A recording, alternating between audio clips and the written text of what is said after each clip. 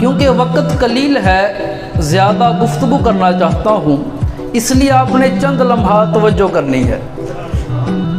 پہلی حدیث سے پاک سماعت فرمائے،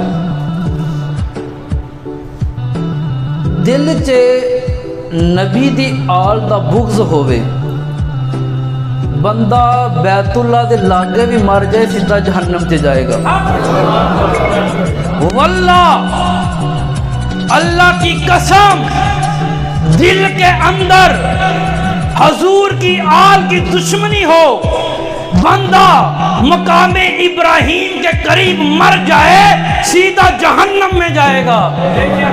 آپ کہیں گے شاہ صاحب آپ نے واللہ کہا، اللہ کی قسم اٹھائی، اللہ کا گھر ہے، منبر رسول ہے، اتنے بڑے کلمات۔ میں عرض کرنا چاہتا ہوں کہ یارو، ساری دنیا جھوٹی ہو سکتی ہے، آقا دا فرمان جھوٹا نہیں ہو سکتا۔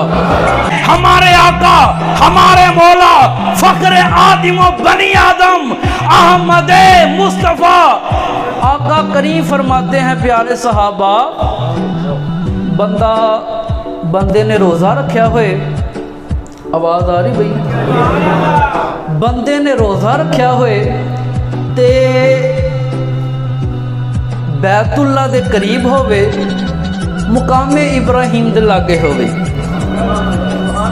دل دے اندر عشق مصطفیٰ تے آقا دی آل دی محبت نہیں، حضور دی آل دے نال کردہ دشمنی، پھر جتھے بھی مرے سیدھا جہنم تے جائے گا۔